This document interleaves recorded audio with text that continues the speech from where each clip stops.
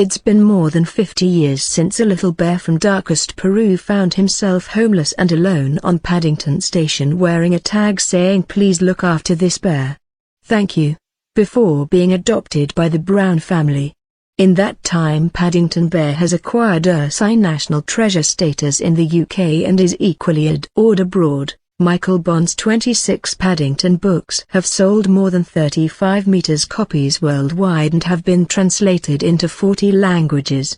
And this weekend sees the release of the first Paddington feature film, which stars Hugh Bonneville, Nicole Kidman, Sally Hawkins, Jim Broadbent and Julie Walters, with Ben Whishaw providing the voice of the bear.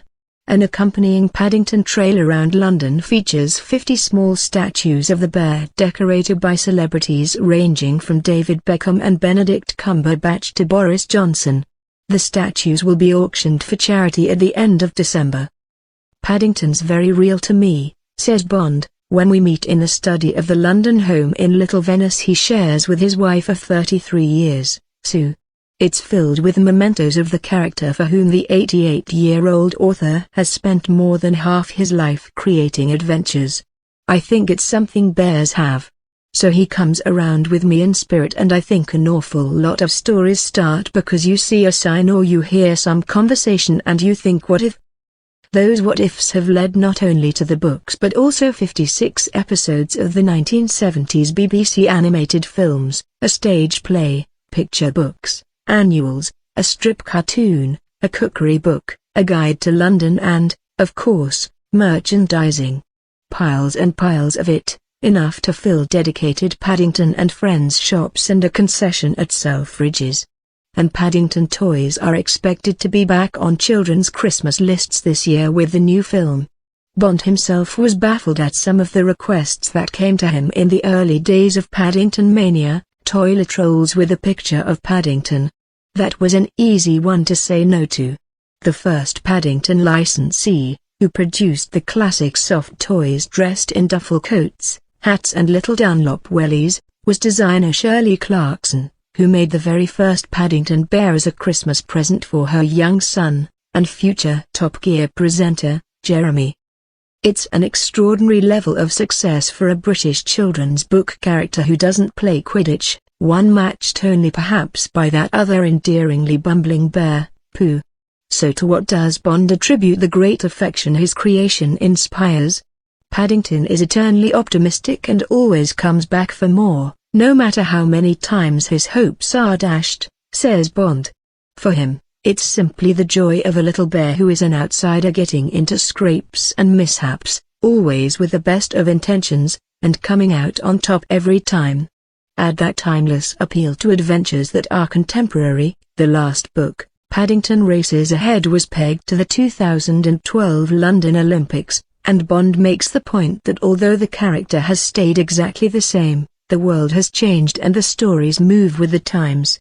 The other thing about Paddington, he adds, is that he stands up for things.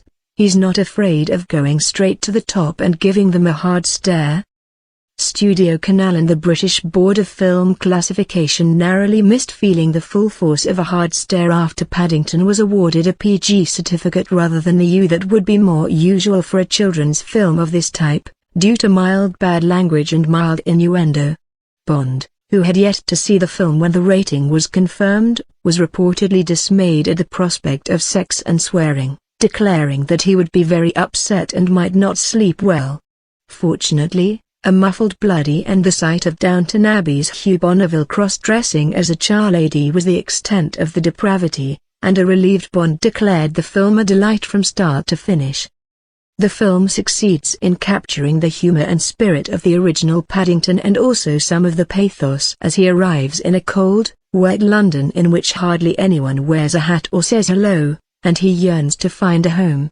Director Paul King weaves in some of London's other immigration stories. Filling the soundtrack is the calypso music of the Windrush arrivals who were settling in Notting Hill around the time that Bond was first writing his stories, and concludes with typical Paddington optimism, "In London nobody's alike," which means everyone fits in. In 1958, when he was writing the first book, A Bear Called Paddington, Bond was partly inspired by memories of the evacuee children he saw pass through Reading Station from London. They all had a label round their neck with their name and address on and a little case or package containing all their treasured possessions. So Paddington, in a sense, was a refugee, and I do think that there's no sadder sight than refugees. The books also feature Paddington's best friend, Mr. Gruber, a Notting Hill antique dealer and Hungarian refugee, who can empathize with Paddington as a fellow outsider. Bond based the character on his agent, Harvey Unner, who had escaped Germany just before the war. He was about to have been made the youngest judge in Germany when somebody sent him a message telling him to get out of the country quickly. They'd seen his name on a list. So he arrived with about £10 in his pocket. Bond was born in 1926 in Newbury in Berkshire. His father, a mild sort of person, was a manager working for the post office and a stickler for rules.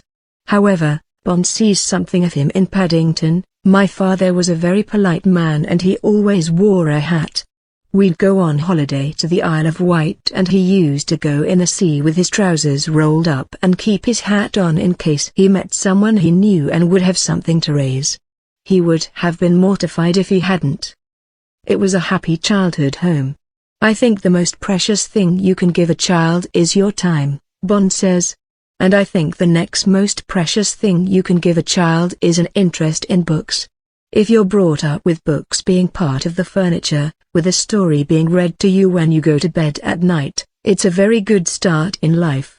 I never went to bed without a story when I was small. However, Bond's school years were less idyllic. His C of E parents, who never went to church, sent him to a strict, fee-paying Catholic school, Presentation College, run by Catholic brothers who carried rubber straps for disciplining the boys. The school was chosen for the simple reason my mother liked the color of the blazer.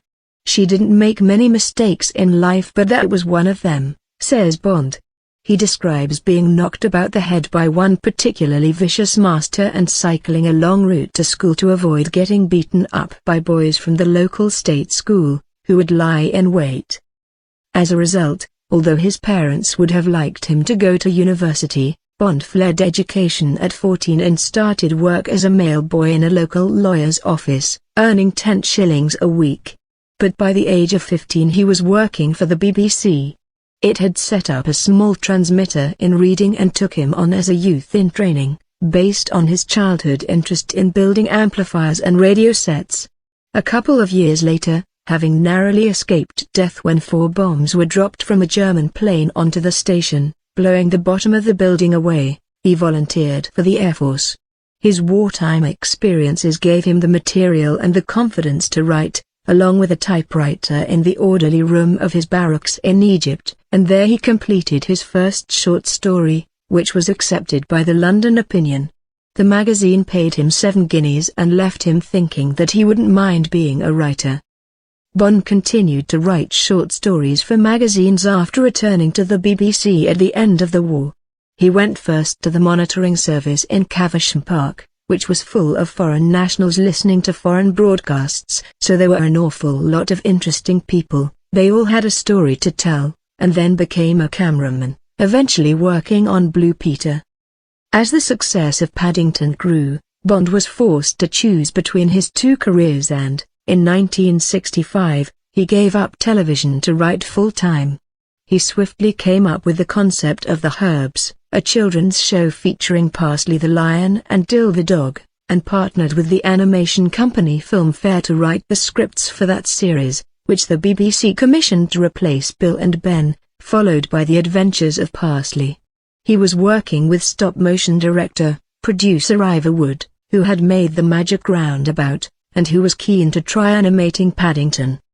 The TV Paddington's distinctive mix of 2D and stop-motion 3D animation was a great success and the BBC commissioned lots more episodes. As recently as 2012, Paddington was voted Britain's best animated character of all time at the British Animation Awards. Getting the right voice for Paddington wasn't easy, a problem that resurfaced nearly 40 years later when Colin Firth, who was initially engaged to voice Paddington in the feature film, was replaced at short notice by the younger Whishaw. A lot of very well-known people came and did their bear voices and it wasn't totally right. You have a picture in your mind of what it's like but it doesn't exist really. Michael Hordern came in and said I don't do voices but I'll read the script.